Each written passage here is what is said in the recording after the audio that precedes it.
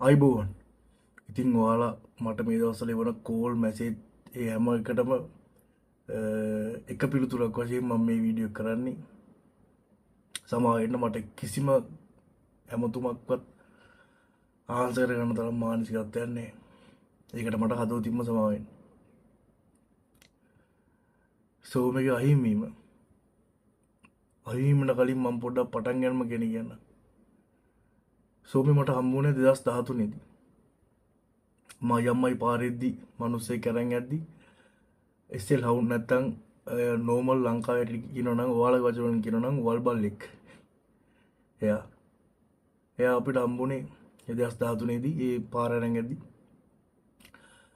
හම්බෙලා පළවෙනි දවසේ ඉඳන් එයාගේ තිබ්බේ හරි කොමිටල් වැඩ.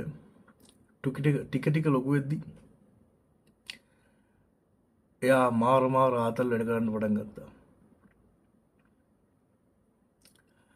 එයාගේ තියෙන එනම ආතල් වැඩ තමයි මේ කොහේ හරි බඩු අරන් ඇවිල්ලා මගේ ඇඳ උඩ දිනනවා. නැත්තම් මම නිදියන් ඉද්දි ෂේප් එක ඇවිල්ලා මගේ පිට යටින් තියලා යනවා. මිටි ඔය විසික් කරපු ආප්ප කුණු බෑග් මැරිච්ච වවුලු. එක දවසක් මම උදේ හැරෙද්දි මේ මූණ ළඟ මැරිච්ච වවුලෙක්.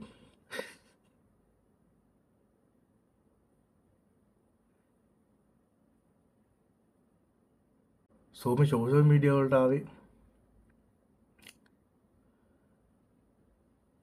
අත්තර දීමෙන් වුණ වීඩියෝ එකකින්. මං සෝමගේ වැඩ එකේ ගියා ඉස්සර WhatsApp ස්ටේටස් තමයි දාන්නේ. දවසක් මට අසනීප වෙලා මට ගෙන ආපු බෙහෙත් වගේක් සෝමේ කාලා තිබ්බා. එයාට අහු වෙන දේ කනවා. මම සාමාන්‍යයෙන් ගෙදරක අපේ ගෙදර හැමදේම ටිකක් උඩකින් තමයි තියලා තියෙන්නේ. එයාට සාමාන්‍යයෙන් ඒ පේන් චාර්ජර් කේබල් අනම්මනම් ඔක්කොම කනවා. කන්නේතර හොරෙන් නෙවෙයි. ඇවිල්ලා අපිට පෙන්නනවා මම මේක කනවා කියලා ඈතින් අරගෙන දුවනවා. අල්ලන්න බෑ. අතරත් චේන් එකක්වත් කොලර් එකක්වත් ජීවිතේට සෝමයට දාලා නැහැ. ඒ වගේම එයාගේ අන්තිම මොහොත දක්වාම මේ කිසිම විදියකින් බෙහෙත් බීලා නැහැ. මේ අවුරුදු 13 අමාරුට සමාවෙන්න මේ වීඩියෝ කරන්න පොඩ්ඩ අමාරුයි. ඉතින් එදා ඒ බෙහෙත් කාපු වීඩියෝ ස්ටේටස් දැම්මට පස්සේ මම ඒකෙන් පොඩ්ඩක් හඬකොලනේ ඩීට් එකක් දාලා දෙන්නේ. ඒ යාළුවෝ මගේ හොඳම යාළුවෙක් ඉන්නවා එයායි. තව දෙතුනෙක් හිටියා ඒ කට්ටිය කොහොම මේක සෝෂල් මීඩියා වලට දාන්න කියලා. මං ආතල් එකට දැම්මා. දැම්මට පස්සේ ඒක සෑහෙන වෛරල් ගියා. ඉතින් යාට වීඩියෝ මන් ටික දැම්මා. ඔයාලා යා චරිතය සෝම් පාලකෙන් චරිතය ඔයාලා හරි ආදරණීය වැළඳගත්තා.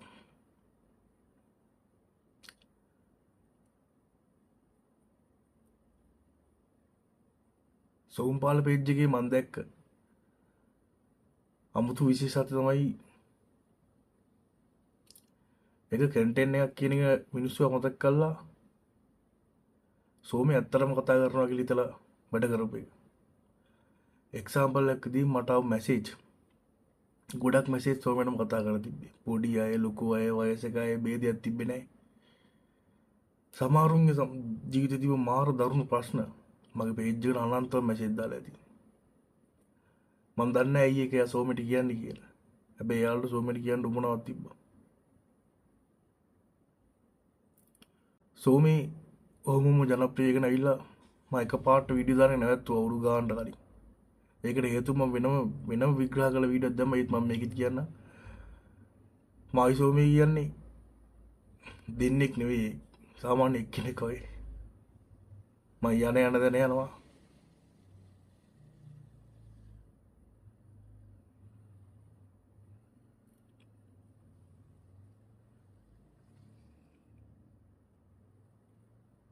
සමායන්න මේ මගේ ඇඳේ නිදාගන්නේ. එයාට එහෙම මේ ගෙදර අර බව්වෙක් කියන තැනක් තිබ්බේ නැහැ. සහෝදරයෙක් ඔය එකට කාලා බීලා එහෙම සිද්ධි හිටියේ. අතේ තියෙන කෑම අරන් යනවා. නිදාගත්ත මගේ ඇඳේ.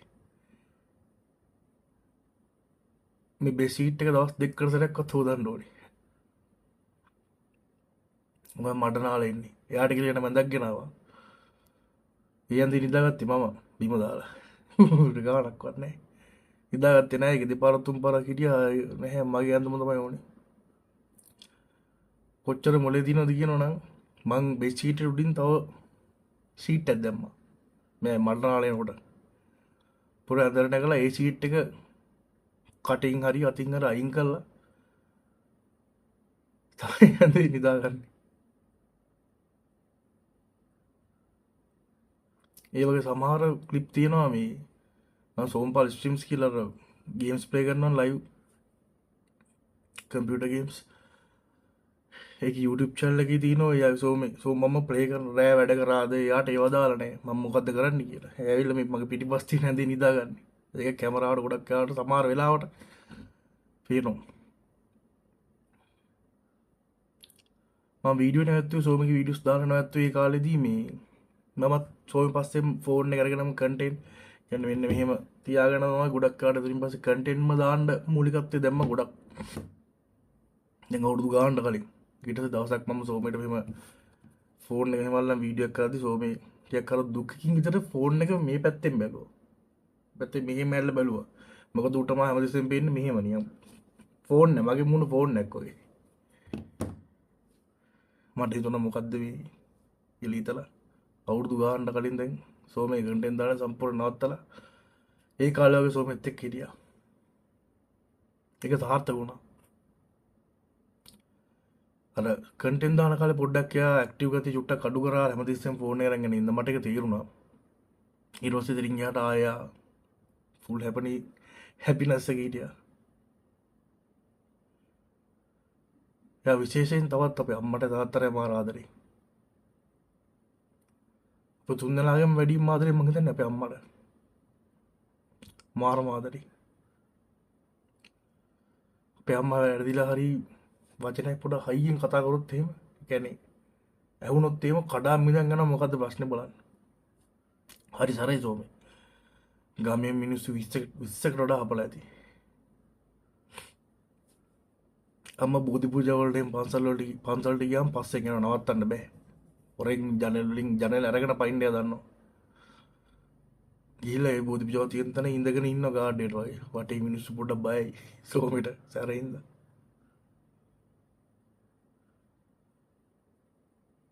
තාත්තා වීල් එකේ එද්දි උඩින් ඇහෙද්දි ගිහිල්ලා සිංහර කියලා වීල් එක නගිනවා.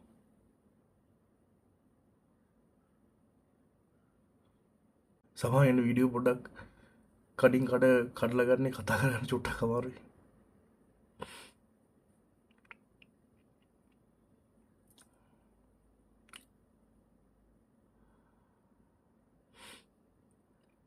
මං අන්තිමට ළඟදී මැරි කරලා ගෙදර ඉද්දි අනිවාර්යෙන්ම මං ගෙදර ඉද්දි ජනේලෙන් ජනේලෙන් ගේට්ටුවෙන් මේ සෝමෙනෝ කොයිටිය ඉදාවේ නැහැ.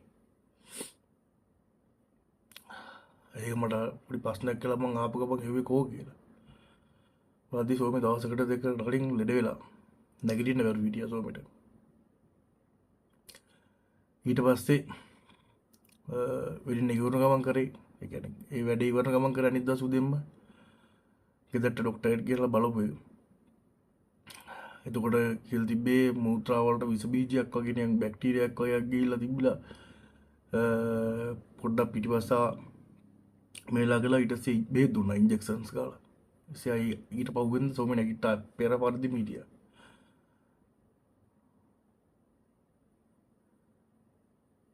ඊට දවස් දෙකකට විතර පස්සේ සෝමි දුවන් ගල මේ ඇඳලා නගිනවා. නැත්තම් මෙතනට ඇවිල්ලා වටපිට චෙක් කරලා නිකන් රවුමක් ගිහලා ඇඳලා නගිනවා. එදා ඇඳලා නගින්න ගිහලා අත් දෙක තියලා පිටිපස්ස කකුල් දෙක උඩට තියන්න උත්සාහ කරනවා මම දැක්කා. යාළුවා උඩට නගින්න බැරුණා ඇඳි.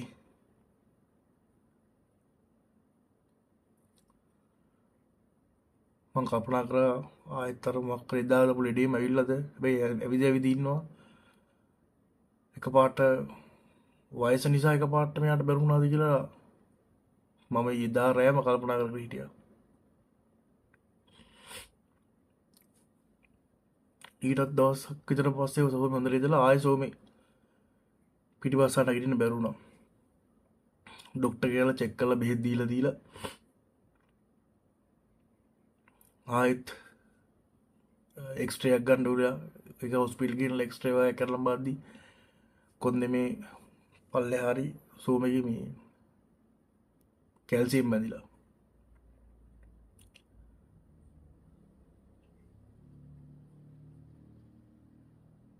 කතා නොකරපු කෙනෙක් නැහැ හොඳ කරගන්න. මේලා විස්තුති කරන්න ඕනේ මේ බිස්කියා වෙට්සෝන් ඇනිමල් මේ අපේ දොඩංගුල අනිවත් ඒ අනිවත්ත පාරේ තියෙන ඒ මේකේ ඩොක්ටර් දවසක් කර දවසක් ඇවිල්ලා සෑහෙන වේත් කරලා සෑහෙන උත්සාහ ගත්ත සෝමව නැගිට්ටවන්න. ඒ වගේම බබව ගියන්න අයියා ස්තුතියි. කන්ටැක්ට් නම්බර්ස් කීයක් කිව්වද කියලා දන්නේ. ඊට සෝමිගේ ලෙඩේ එන්න ටිකක් උග්‍රතර හැරෙන්න පටන් ගත්තා.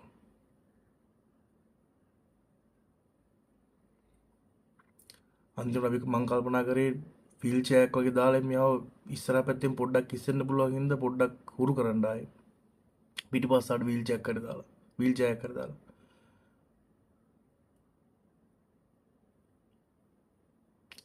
ඊට පස්සේ වෙසක් දවසේ රෑ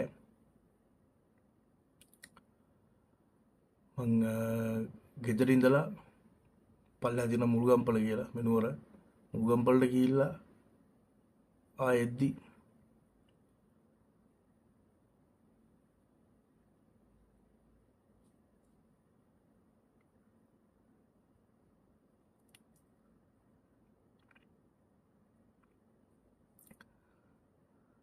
බෙඩ්ෂීට් එක උනන පොරන් හිටියේ.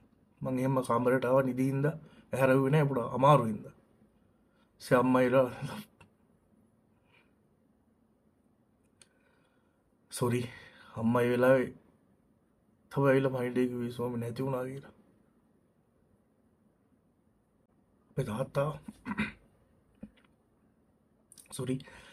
අපේ තාත්තා මේ දවසට බෙක්සිට් 4ක් විතර හොදනවා කක්කචෝ විතරක් සෝවි.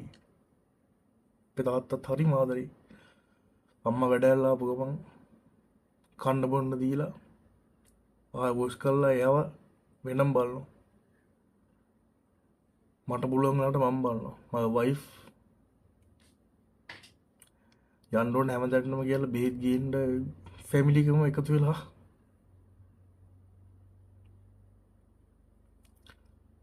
මොනවා කරත් අන්තිමේට මේ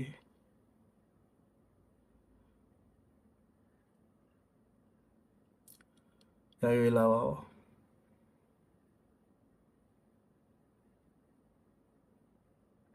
මේ අවුරුදු 13 මාරදී ඇත්තටම බැලුවොත් එහෙම මේ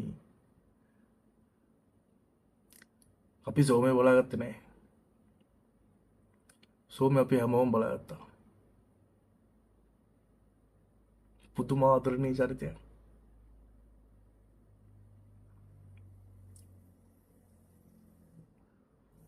මගේ මේ කාමරේ දොර වහලා තියන්න බෑ. ඒලා ගහනවා. ඒක අරින්න ඕනේ. එයාට පේන්න ඉන්න ඕනේ ගෙදර හැමෝම.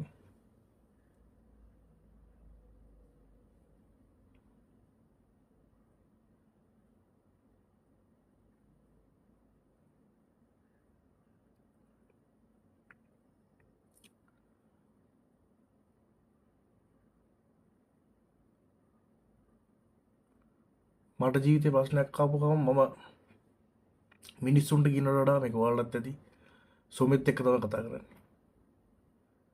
ඒක හරි හිතට සැනසීමක්. ඒක මානව සැනසීමක්. ඒ වගේම එයාලා පුයි ජජ් කරන්නේ නැති හින්දා ඕපන් නිකන් කතා කරලා හිතේ තියෙන ඒක අරක රිලීස් කරන්න පුළුවන්. නිකන් ස්ට්‍රෙස් එක මොකක් හරි එකක් එක රිලීස් කරන්න පුළුවන්. සෝ මගේ ජීවිතේ නොදන්න දෙයක් නැති වෙයි.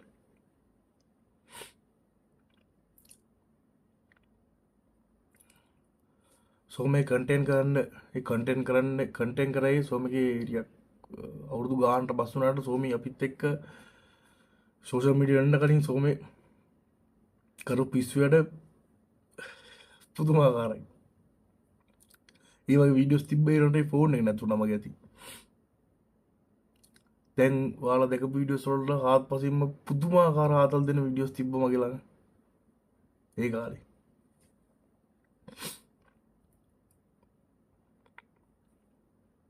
සෝමේ කන්ටෙන්ට් කරද්දී මට හිතුණ දෙයක් තමයි සෝම කියන චරිතය. ඒ පුදුමාකාර චරිතේ අමරණීය කරන්න ඕනේ කියලා. ඔයාලගේ හිත රඳවන්න ඕනේ කියලා. මං හිතනවා ඒක සාර්ථක වෙලා ඇති කියලා. සෝෂල් මීඩියා වල මං හිතුවේ නෑ එච්චර දෙයක් තියෙයි කියලා. බට් හැම තැනම මම දැක්ක පෝස්ට් පේජ් වලින්ද එක කට්ටියද ෂෙයා කරලාද වීඩියෝද සෝමගේ නැතිවීම ගැන දාලා තිබ්බා. ස්තුතියි. අදෝතින් ස්තුතියි වට. සෑහෙන පේජ් ගණනාවකින් ලොකු ගුඩා පොඩි කිසිම ભેදයක් නැතුව එයාට ආදරය කරලා තිබ්බා. ස්තුතියි ඔයාලට ඒකට. සෝමගේ නැති වුණු වෙලේ ෆොටෝ නැත් දැහුව කට්ටිය. මම මැසේජ් දාලා තිබ්බන් දැක්කා. එහෙම මානසිකත්වයක් තිබ්බේ නැහැ. මෙහෙම ෆොටෝ එකක් ගන්න. සෝරි. එහෙම මානසිකත්වයක් තිබ්බේ නැහැ මේ ගීම් ෆොටෝ එකක් ගන්න එහෙම මරුණු මේකේ.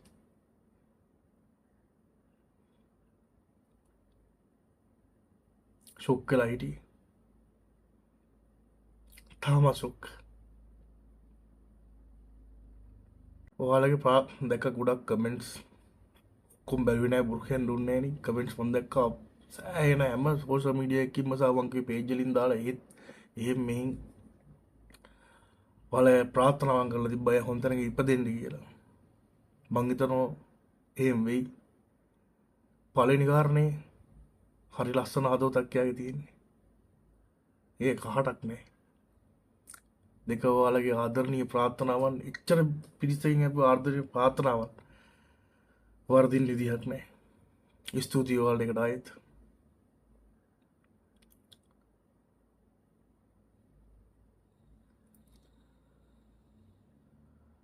මට වගේ ඉල්ලන්න දෙයක් තියෙනවා ඔයාලයි.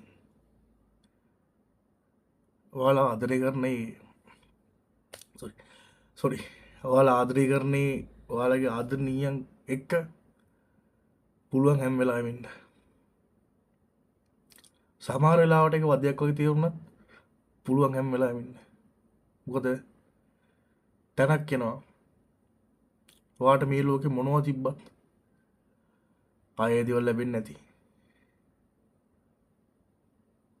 ඒ තරට ආපුවම හරි අමාරුයි. වචනට හරවන්න බෑ මේ වේදනාව.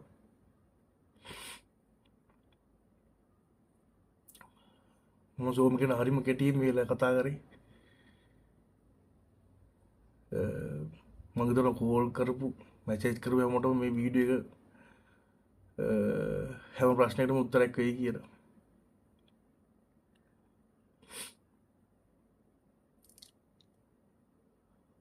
මාත් රිකවරි වෙන්න උත්සාහ කරනවා. එහෙම කරන්න බෑ. ගොඩක් අය දාලා තිබ්බා. අවුරුදු 15ක් අවුරුදු 13ක් මාරක්. එයාගේ ජීවිතය කියන්නේ ගොඩාක් ඒ කියන්නේ බෞද්ධ ජීවිතේ තියෙන ටයිම් ලයින් එක පාස් කරලත් යයිටියා කියලා. එහෙනම් දුක් වෙන්න එපා කියලා. ඇත්ත වෙන්න ඕනේ. ඒත් මට එහෙම නැහැ. මදි හිටියා.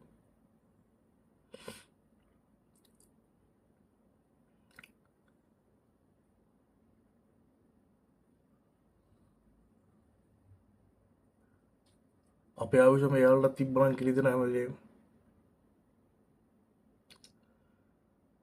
හිත මොන වුණත් දේ වෙලා ඉවරයි.